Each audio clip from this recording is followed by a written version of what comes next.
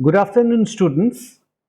Today we shall take up the remaining two preludes of T.S. Eliot, and I would ask you to open the text and look at the third prelude. It begins with this line: "You tossed a blanket from the bed." Who is the you? Here, you may be an immediate reference to a street walker in one of the novels of a contemporary French novelist of the early 20th century, Charles Louis Philippe.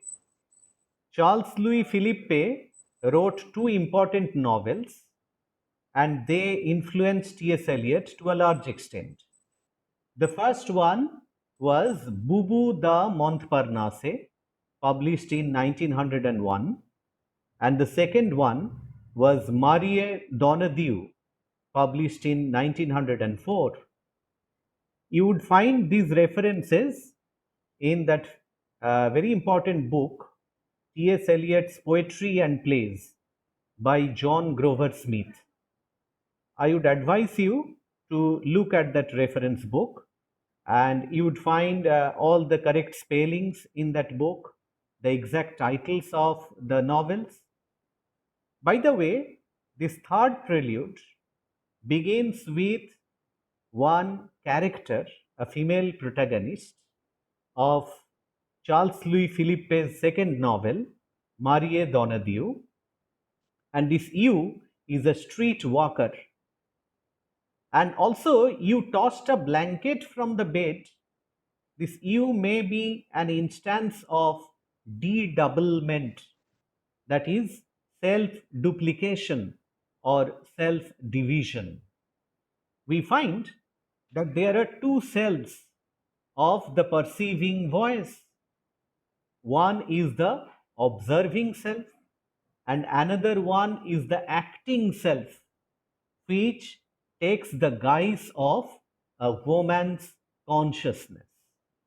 So, you tossed a blanket from the bed. We find how the image of a woman, of a streetwalker, is attributed to the consciousness of urban, metropolitan, a putrid existence by the controlling voice of the poem. And the controlling voice of the poem is generally assumed to be a male identity, whereas the you of the third prelude is generally assumed to be a female identity. So you tossed a blanket from the bed, you lay upon your back and waited. So this is morning, and people are going to join their regular office work. People have worn masks to join the masquerades of life. It's a life full of dissimulations. And in this heavily hypocritical and disguised existence, probably the streetwalker, that is the prostitute, doesn't have any role. Why? Because she has a nighttime trade, a nocturnal profession. So during daytime, she doesn't have any work. She tosses a blanket from the bed and lies upon her back and waits for the day to end. You dozed and watched the night revealing the thousand sordid images. You dozed. So the street walker is dozing. Dozing means she feels sleepy, sleep heavy. Why? Perhaps throughout the night she had to entertain her customers. She had spent a sleepless night. So she is dozing and watching the night revealing that the poetic voice is delving deep into the stream of consciousness of the female protagonist. Watched the night revealing. So it's a kind of daydreaming. It's a kind of externalization of the stream of consciousness of that particular street walker, the prostitute. It's an externalization through certain images. So the night revealing the thousand sordid images. Now, why sordid images? Why? Sordid because they are related to the carnal, sensual pleasures of life. They are related to the flesh trade. They are related to an immoral, unethical way of life. So, sordid gives us the sense of pollution. And this is not merely physical pollution. This is also moral and spiritual pollution, decadence, degradation, degeneration. So, the thousand sordid images, thousand, and why thousand images? Because it is her trade. She had spent thousand nights with thousand different clients. So, it's her profession, and she had been in this hell for God knows how many years. So, she has accumulated a vast range of images, thousand images, memories of her nighttime trade, the thousand sordid images. And once again, this line is very important, underline the line. No, the thousand sordid images. It's a clear denial of any spiritual dimension to the self. Any spiritual dimension to the self of whom? To the self of the street walker, the prostitute, the female protagonist of Charles Louis Philippe's second novel, Marie Donadieu, which was published in 1904. Can you hear me? Okay, am I audible? Can you hear Yes, me? sir. Sir. Yes, yes. Yes, So, sir. yeah. Okay, thank you. So the thousand sordid images Okay, thank you. is a clear denial of any spiritual dimension to the self of the prostitute, the night walker, and by extension, it is also a denial of spiritual dimension to the controlling voice of the poem, because the controlling voice of the poem is also a character in this modern, urban, immoral ways of life. Look at the next line, thousand sordid images of which your soul was constituted. Look at the use of the word soul. So here the soul is polluted. Soul is polluted. Can the soul be really polluted? Or is it a denial of the existence of any soul? It is as if the prostitute leads a soulless existence, because soul is related to the moral and spiritual dimensions of an individual. But the life of the street walker is a straightway denial of any moral and spiritual existence. So the use of the word soul is steeped in irony. This is an extremely ironic commentary on the soulless existence of such people like the night walkers, of which your soul was constituted. Look at the next line. They flickered against the ceiling. They flickered. They. What is they? They refers to the thousand sordid images, the images of pollution, the images of sexual liaison, the images of coital, immoral unions. So, thousand sordid images of which your soul was constituted, they flickered against the ceiling. And when all the world came back, And when all the world came back means that when the full daytime begins, when all the worldly activities begin in full swing, when all the world came back and the light crept up between the shutters.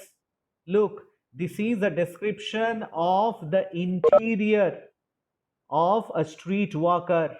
This is the description inside a brothel. And the poetic voice, the controlling voice, is probably depicting the inside of a prostitute's room. She doesn't have any work during daytime. So what is happening? She has probably pulled the shutters of her window. She has not reopened them.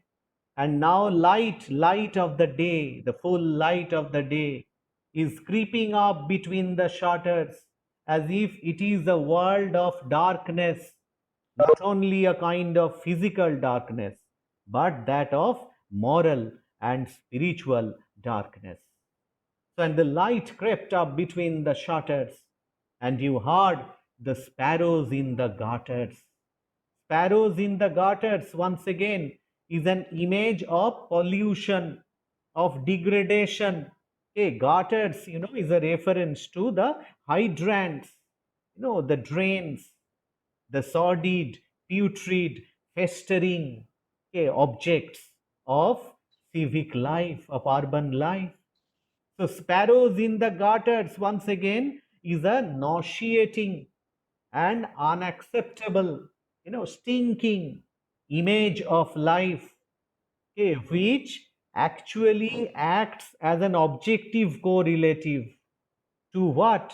Objective correlative to the moral and spiritual darkness, to the stinking moral and spiritual existence, that is an existence which is devoid of moral and spiritual dimensions. So you heard the sparrows in the gutters. You had such a vision of the street as the street hardly understands. You had such a vision of the street. Who is this you? Once again, this is an instance of dedoublement, as I mentioned earlier, self-duplication or self-division. Okay, you had such a vision of the street.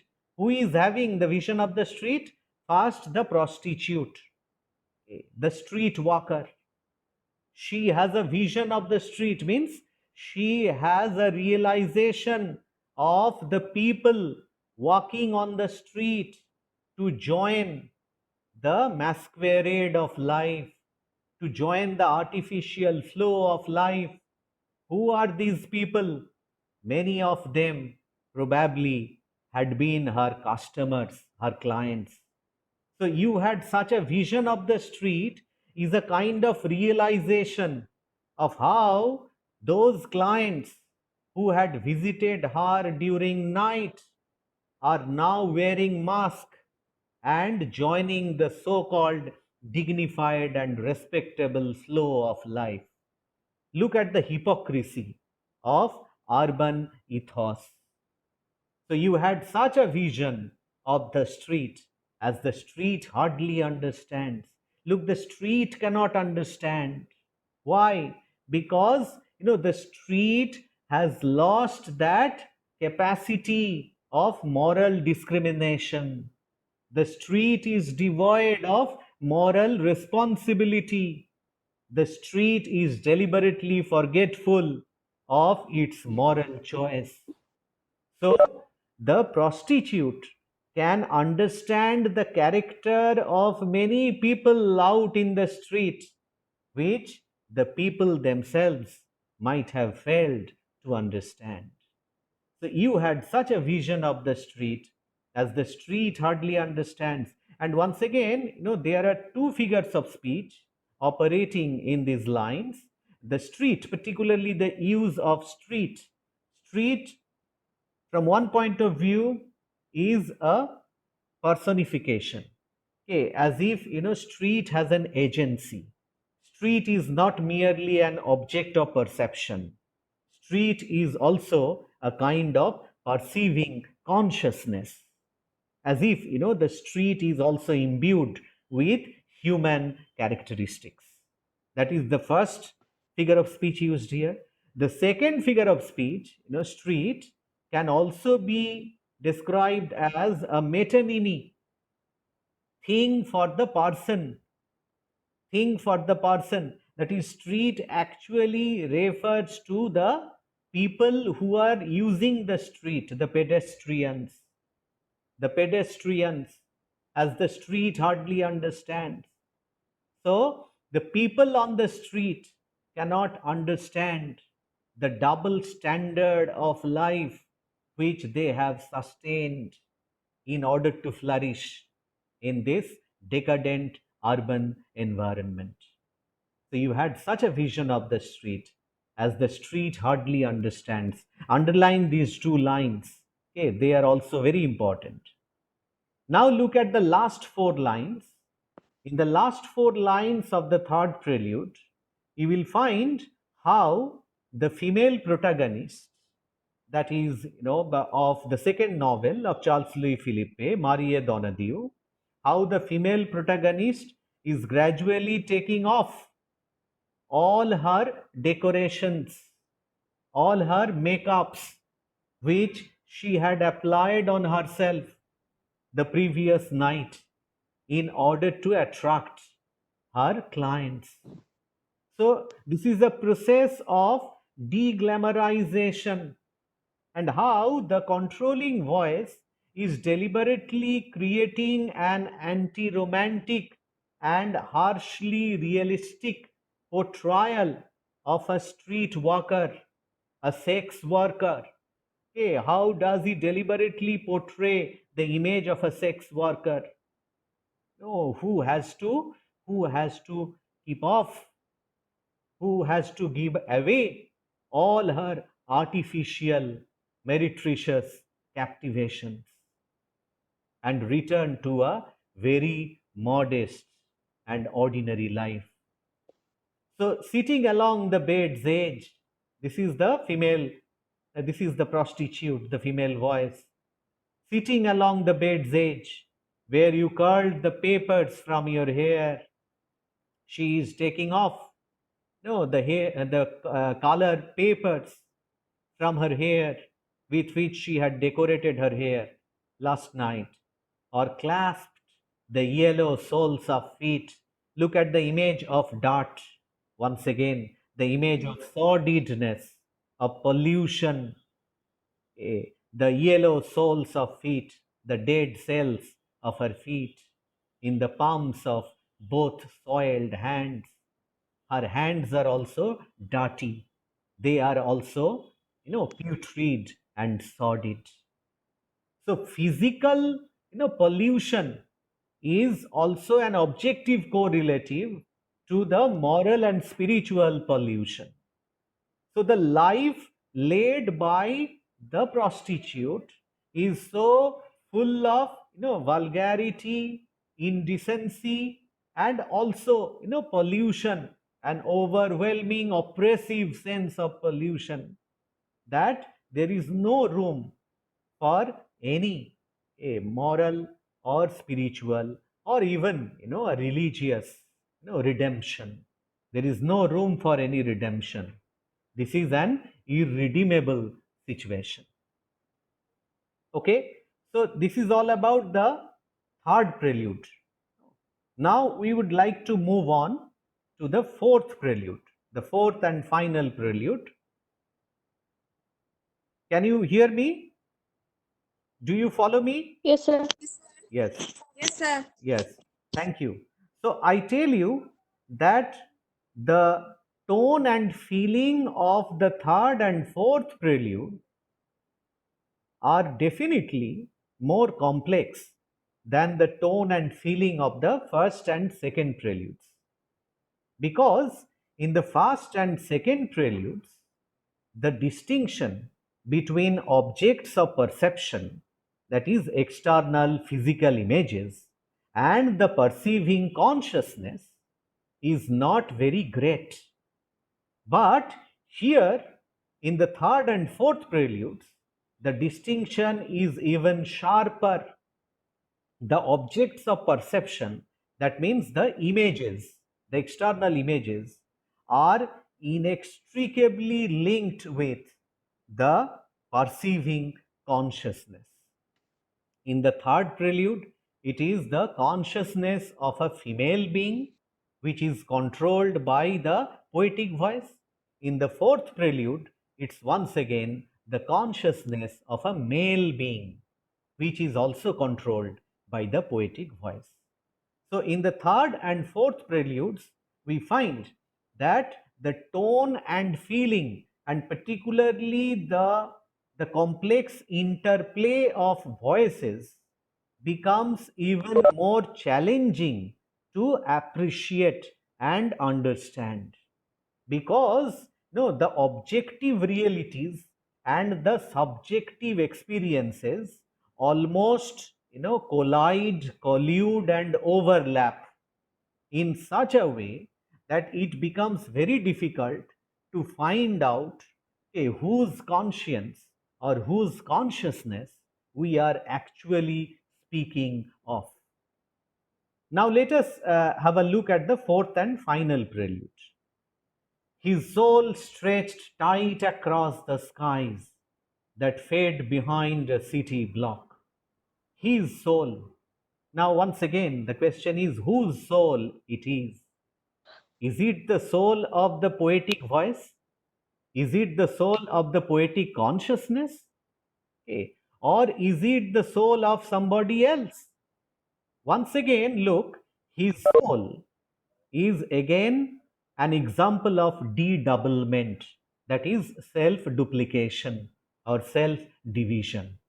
Okay, one self is definitely the poetic voice, the controlling voice. Another self is actually the suffering self. Suffering means a self which is aware of the oppressive moral and spiritual degeneration of the urban metropolitan life, and which fails to come to terms with this oppressive sense of degeneration. And as a result of that, a self which experiences acute pain and suffering. Acute pain and suffering, why? Because of the loss of religious faith. Loss of religious faith in a highly materialistic world. Okay, materialistic, godless, soulless world. So his soul stretched tight across the skies that fade behind the city block. And interestingly, look here, the soul of the suffering self and the soul of the observing self are connected to one object of perception, that is one objective reality, one image. What is that image? That is the image of a street, that is the image of a road.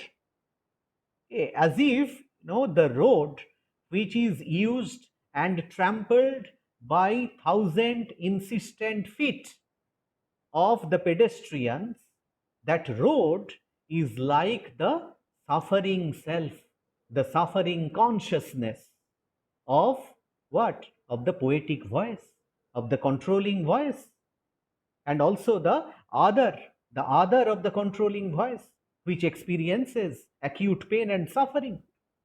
So look how in the fourth prelude, in the first part of the fourth prelude, the poet uses the road or the street as the objective correlative to the acute pain and suffering of the controlling voice, of the poetic voice of this poem. Why? Why pain and suffering? Because of the loss of religious belief, loss of spiritual faith. And once again, look, there is a stunning similarity between the first two lines of the fourth prelude and the first three lines of Eliot's most famous early poem, the love song of J. Alfred Prufrock. Have you read that poem? The love song of J. Alfred Prufrock? Yes, sir. Yes, sir. Yes, sir. Yes. So if you have read the poem, once again, I tell you that you have to think of the first three lines. So the patient Yes, that yes. What is that line? Let us upon go, then you and I. Okay. evening, Ah. So, I the ah, evening is when the evening is spread out against the sky, being spread out like a patient, ah, etherized upon a table. like a patient etherized upon a table. Yes. Yes. Yes, is anybody's, audio on? Arpita, don't talk, Is anybody's audio open? Hello, have you kept it muted? Hello? Hello? একটু কথা বলো না please, আমি request করছি, এটা কি হচ্ছে?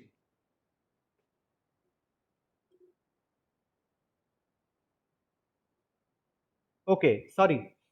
Now, so here his, yes, the first three lines, let us go then you and I, when the evening is spread out against the sky, like a patient etherized upon a table. Do you remember the lines? Hello? Hello, yes, do you sir. remember the lines? Sir. Yes. So look Yes, here. Yes, yes, sir. sir. Yes. So the evening spread out like a patient etherized upon a table. Like a patient etherized. So what is the point of similarity between the acutely suffering self of the poetic voice on the one hand and the evening spread out like a patient on the other hand? What is the point of similarity? The point of similarity is that of a benumbing pain, that of a paralyzing pain, a pain which is almost paralyzing. Evening spread out.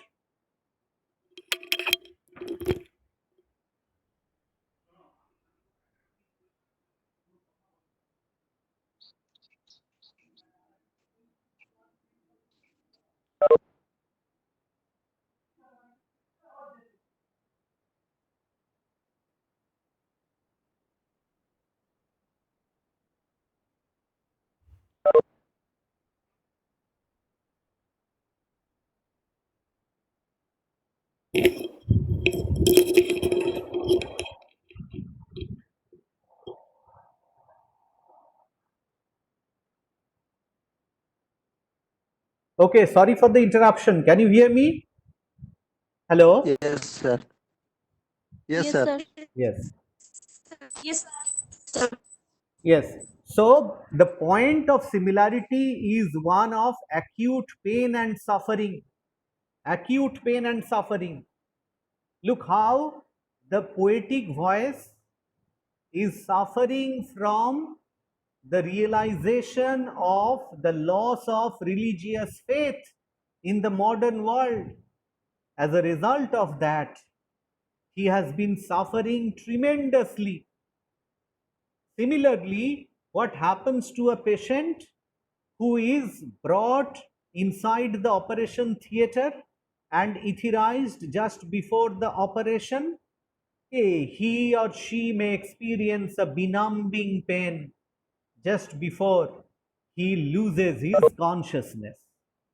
Similarly, this is a benumbing pain, a paralyzing pain, almost unspeakable, inexpressible, the pain. So his soul stretched tight across the skies that fade behind a city block, or trampled by insistent feet at 4 and 5 and 6 o'clock. Whose insistent feet are there? Who are they? They are the people who are now returning from their workplace, who are now returning from their offices at 4 and 5 and 6 o'clock. So look at the unfeeling and unappreciative nature of the hypocritical urban office goers. Look how people of this urban society are blissfully unaware of the moral and spiritual death which had been spelt in their life. So they return from their office, but the heavy footstep of these disbelievers, these renegades, creates, or it amounts to, a huge pressure. It amounts to a huge suffering for the street, which is actually an objective correlative for the consciousness of the poet. And the pain, the pain of losing this religious belief is so acute that it also leads to a kind of mental disintegration. This is not merely an experience of pain and suffering. This is also, losing the mental integrity. And short square finger stuffing pipes and evening newspapers and eyes assured of certain certainties. So look how, people indulge in day-to-day activities, in the dull, drab, repetitive, habitual actions without realizing the terrible moral and spiritual loss. So we find that the poetic voice does not refer to the totality of human beings. Instead of that, as we have found in the first and second preludes, in the fourth prelude too, there are references to the fragments, the body parts of a human being. There is a deliberate dismemberment, there is a deliberate fragmentation of human existence. And why is this technique of dismemberment, why is this technique of fragmentation adopted by the poetic voice? Why? Because, the entire, the total human manifestation does not have any special meaning, because it has lost all the moral and spiritual connotations. So in this world of a very unidimensional and a very dull and drab existence, how the totality of human figure doesn't matter at all. So short square fingers, stuffing pipes, very predictable action. And evening newspapers, once again, a very habitual action, just like the morning newspaper. Once again, it is evening newspaper. And you have found that in the Prelude 1, the evening twilight, and Prelude 2, the morning twilight. So in evening newspapers, and eyes assured of certain certainties, eyes once again, fragmented parts, fingers, eyes, hands, feet. So you find that there is a deliberate dismemberment, there is a deliberate fragmentation, and it's a denial of any meaning to human existence. So assured of certain certainties. And then comes a very important line. I would ask you to underline this line. The conscience of a blackened street, impatient to assume the world. The conscience, whose conscience it is? Once again, this is confusing because this is overlapping. Whose conscience? And this line, these two lines particularly, carry strong religious overtones. The conscience, whose conscience? Is it the conscience of the street, or is it the conscience of the perceiving self, that is the controlling voice, the observer? Whose conscience? Now the question once again is blackened street, participle adjective, blackened street. So can the street be blackened? Can the street be really blackened? So What is the idea? Once again, this is an example of what? Transferred epithet or hyperlarge. Blackened street. The street is not blackened. It is actually the pedestrians who use the street. The pedestrians, conscience is blackened.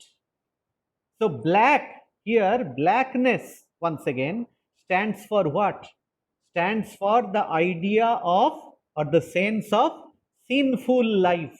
Sin, S-I-N. It gives us the idea of a sinful life. Blackness. So who are leading a sinful life? Who? The pedestrians, the people, the office goers, who some of whom are also the clients of the prostitute in the third prelude. So the conscience of a blackened street.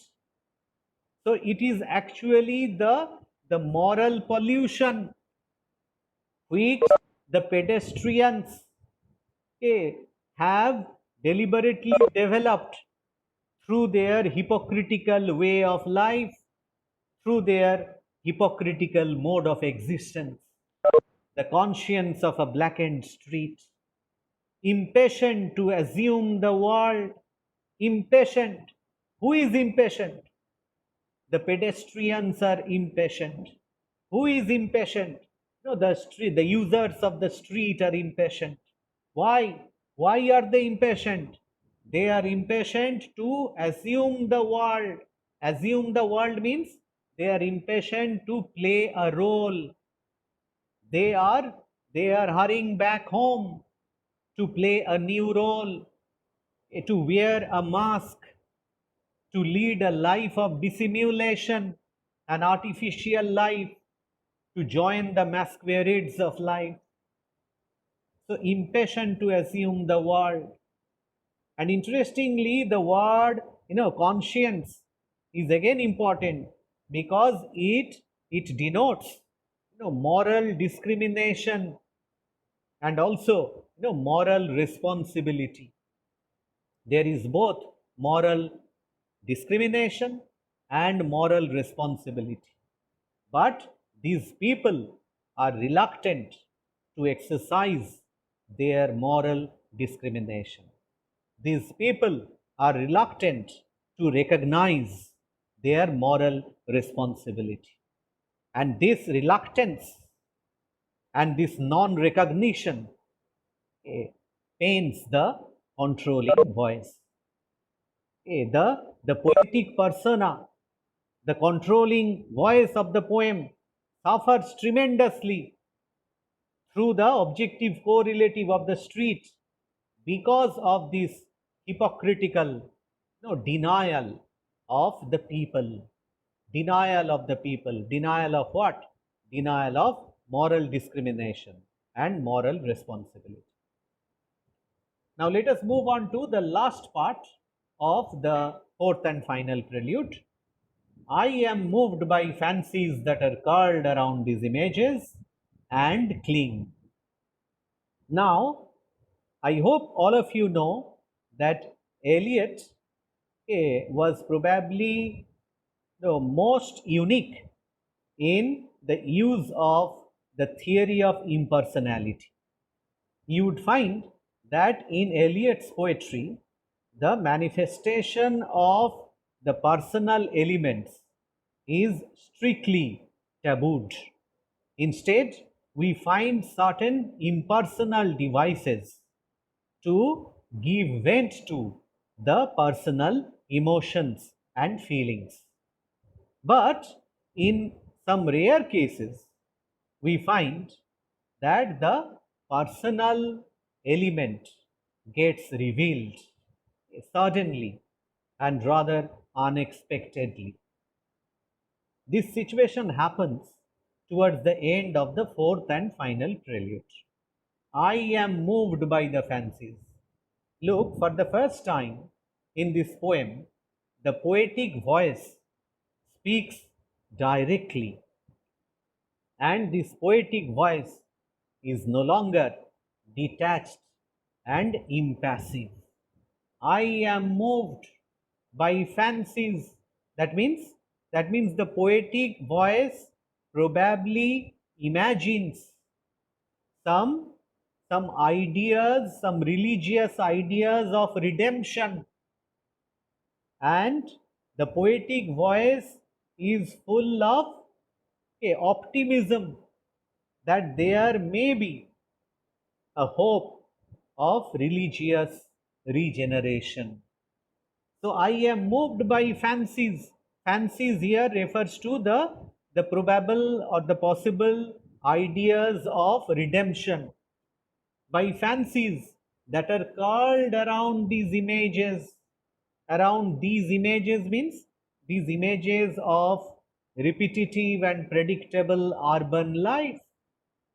So along with these repetitive images of urban, cloistered, dull and drab life, there is an extra dimension of hope. Somehow, the poetic voice believes that out of this ordinary, hopeless way of existence, some extraordinary religious benediction might come. So there is a hope. There is a hope which the poetic voice feels and expresses directly for the first time and for the only time in this poem. I am moved by fancies that are curled around these images and cling. Look at the note of desperation. Cling. That the poetic voice is desperately trying to hold on to the idea of a religious redemption, the idea of a moral and spiritual regeneration, because he is unable to tolerate this acute pain and suffering due to the loss of religious faith. So I am moved by fancies that are curled around these images and cling. There is a note of compassion also in the next two lines. The notion of some infinitely gentle, infinitely suffering thing. This infinitely suffering thing once again refers to the event of crucifixion, refers to the crucifixion of Jesus Christ. Infinitely suffering thing, reference to the sufferings of Christ to redeem the sins of humanity, SINS, to redeem the sinful life of humanity. So the notion of some infinitely gentle, so there is a note of compassion and there is an emotional movement, a tentative movement towards what? Towards the attainment of some kind of religious faith. Some kind of religious faith. So I am moved by fancies that are curled around these images and cling. The notion of some infinitely gentle, infinitely suffering thing. And then look at a typographical space between the first four lines and the next three lines. Have you noticed this typographical space? Do you notice it in your text? Yes, anybody? Yes, sir. Yes. Do you notice the gap? Yes, you Yes, have sir. noticed. Yes. So why is Yes, this gap? Why is this space? In this poem, in the fourth and final prelude, this space, this gap is also, pregnant with meaning. What is the meaning? Or what is the significance rather of leaving a gap? sir, it emphasizes the ideal and the actual world. Yes. So it emphasizes the difference. It emphasizes the unbridgeable gap. The unbridgeable gap between the ideal, that is the ideal of redemption through the suffering of Jesus Christ, that is the ideal, and the real world, the actual world, where where there is no hope of redemption. It is such a disease that can never be cured. So the situation is, the actual situation is both irredeemable and irremediable. So the gap is there where we find there is a change of tone in the last three lines of the fourth and final prelude. We find a change of tone. In the first four lines, there was a note of religious hope. There was a note of compassion. There was a tentative movement towards the attainment of religious belief. But in the last three lines, we find that there is a dominant note of cynicism. The poetic voice deliberately grows cynical, deliberately grows cynical, and we find the earlier suggestion of religious regeneration, redemption, is sardonically brushed aside. It is refuted, it is denied. And this cynicism, once again, wipe your hand across your mouth and laugh as if you laugh it away. There is no hope of redemption. There is no hope of regeneration. And this cynicism actually hides a very deep-rooted nostalgia.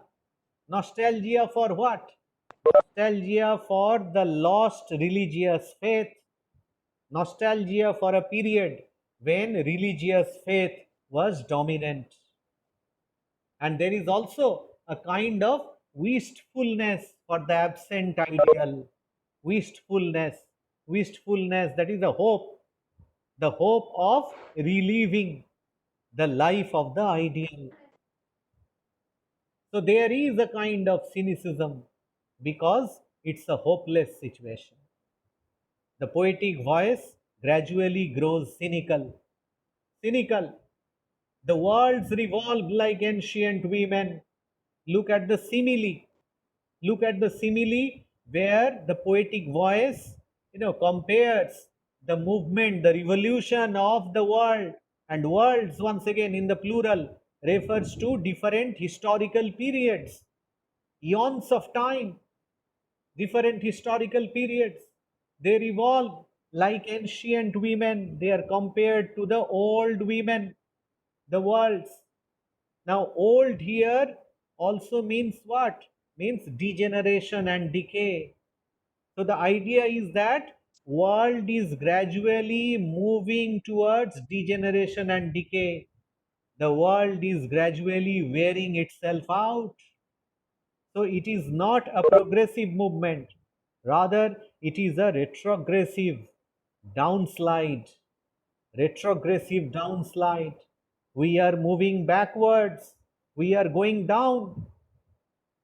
There may have been, great materialistic achievements, but there is actually moral and spiritual degeneration, decay, and death. So the worlds revolve like ancient women. It's a hopeless movement of time, a hopeless movement of time which is self-consuming. The movement of the world is suicidal. It is leading towards a kind of, homicide. So they are like ancient women gathering fuel in vacant lots. Vacant lots, that is empty parking spaces, parking areas. It is evening time. All the office goers have left their offices and they have left with their cars. So empty car parking areas. Evening newspapers are lying here and there.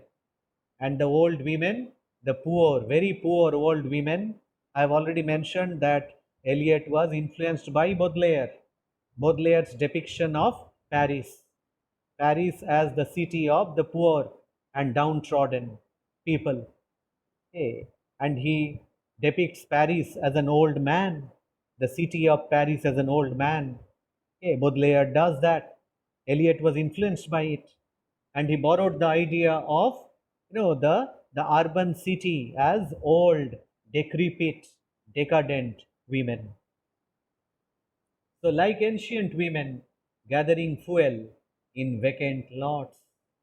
Okay, so, it's a meaningless exercise for bare survival. Bare survival. The physical necessities are of the utmost importance. The moral and spiritual necessities are not felt at all by these soulless, unregenerate, renegade population. So, Preludes is a moving commentary on the faithless, soulless, irreligious existence of modern urban industrial societies. So, do you have any question? I would like to have a few questions. If you have any queries, any problems, you may ask it now. Sir, please explain the last two lines of the last stanza. Last two lines. The worlds revolve like ancient women. I have mentioned that this is a figure of speech simile. The revolution of the world is compared to the movement of old women. Ancient women means old women. And who are these old women? They are the old, backbent, poor women of urban space. Urban industrialization had created a greater gulf between the rich and the poor. The poor became poorer. Okay. So there was a very unequal distribution of wealth. So poverty increased to a large extent. As a result of that, what happens? That the worlds revolve like ancient women, means that the world, this materialistic society, is gradually wearing itself out. That means it is gradually decaying. It is gradually degenerating. Why? Because of the loss of faith. Why? Because of the lack of moral and spiritual values. So they are growing old. That means that they are decaying. They are degenerating, and they are actually experiencing a retrogressive movement. Apparently, it may look like a very forward-looking progressive movement because of the industrial materialistic achievements. But actually, according to the poet, actually it is a downslide. It is a retrogressive movement, and it is moving towards disaster. Moving towards disaster. So ancient women gathering fuel in vacant lots. So vacant lots, once again, vacant lots suggests this vacuity, this emptiness in the moral and spiritual life. This empty moral and spiritual life, devoid of moral and spiritual dimensions. Any other question? Sir, please explain the idea of dedoublement. Dedoublement actually is a kind of self-duplication or self-division. That means, okay, there is one, controlling voice. There is one controlling poetic voice, okay, which is observing everything, and another one is the agent. That is experiencing the thing. So one is observing, another one is acting. So his soul stretched tight.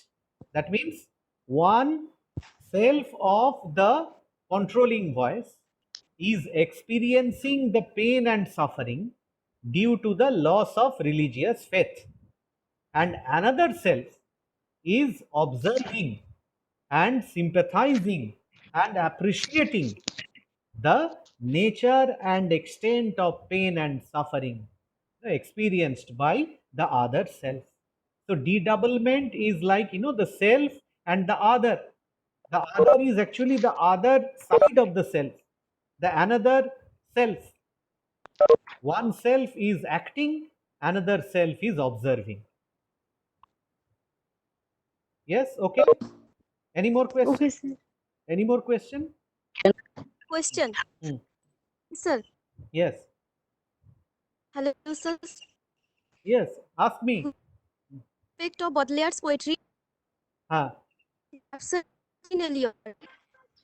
Baudelaire's I have already mentioned this Crépuscule du Soir and Crépuscule du Matin. Yes. The evening No, sir. My twilight and morning question twilight. Yes. Which important aspect of Baudelaire's poetry is absent in Eliot? Now, one important, that is the note of compassion. Yes, in Eliot's poetry, the note of compassion is absent, and that is why you found in the final prelude that in the last half, look there, in the first four line, there is a tentative note of compassion. No, when the poetic voice speaks directly and probably thinks of a religious hope and redemption, okay, and I am moved by these fancies and think of some infinitely gentle, infinitely suffering thing. There is an allusion to a Christ-like figure, suffering of Jesus Christ. Okay, but look, that mood is ultimately rejected. That mood is denied. That tone is denied, because finally the poem ends on a note of profound cynicism, profound sarcasm, bitterness. Wipe your hand across your mouth and laugh. That means it is a hopeless situation. It is an irredeemable situation. No, you cannot find any redemption. Okay, so that is the difference between Baudelaire and Eliot. Okay, in Baudelaire, poems end on a note of sympathy and compassion. But in Eliot, poems don't end on a note of compassion. No, usually they don't end on a note of compassion. Rather, there is a note of skepticism, there is a note of criticism, there is a note of censor, and also there is a note of doubt. Faith in honest doubt. Any more question? Sir, can we compare Blake's London with this poem? Can we compare? Yes. Blake's London with this poem. Blake's poem London. Blake's London is a more or less very unilinear kind of narrative. Unilinear in the sense that Blake's denunciation and criticism of the state and the church, okay, is very straightforward, and that is very pinpointed, overtly directed, and clearly understandable. Yeah. But in Eliot's Preludes, you find that the techniques are very subtle. Okay, they are never directly stated, and particularly the difference between the objects of perception and the perceiving consciousness, that is the controlling voice. Okay, the difference is very subtle. That means Eliot is experimenting with the narrative technique of a poem. Okay, Eliot is exploring and delving deep into the stream of consciousness. Okay, Eliot is experimenting in the domain of psychoanalysis. Okay, but you won't find it in Blake. No, in Blake, the psychoanalytic flow is not there. Okay, it is more of a revolutionary, reformist kind of attack. No, it's a more of a revolutionary and reformist kind of attack. But in Eliot, it is out and out modernist. Modernist means that it is very obscure, it's very intellectual, very cerebral. No, and in a way, it is also a kind of auto-referential. In Blake, it is not auto-referential. Auto-referential means that the perceiving voice, the controlling voice, is also involved in the act of criticism. There is an element of self-criticism as well. No, there is an element of self-referentiality, which you won't find in Blake's London. That is more or less a straightforward poem. But Preludes is never a straightforward poem. Okay. Yes, sir. Thank you, sir. Yes. So I think that we should session here. Yes. we are going to conclude the session here. We shall meet once again next Wednesday. Yes, next Wednesday is, I think, 29th. Yes, 29th of April. Can you hear me? Yes? Yes, sir. So we meet 29th of April, that is next Wednesday, same time at 3:30. Okay, and we shall take up the second poem for discussion, Marina. Okay, Okay, you sir. come prepared with the Okay, sir. text of Marina. We shall discuss and read the text in the next class. Okay, thank you. Okay, sir. Thank you for your Thank you, patient sir. hearing. Yes, and take care and stay safe. This is a very critical time. Don't go out of your home. Stay at home. Okay. Thank you, sir. Okay. Okay. All the best. Thank you, sir.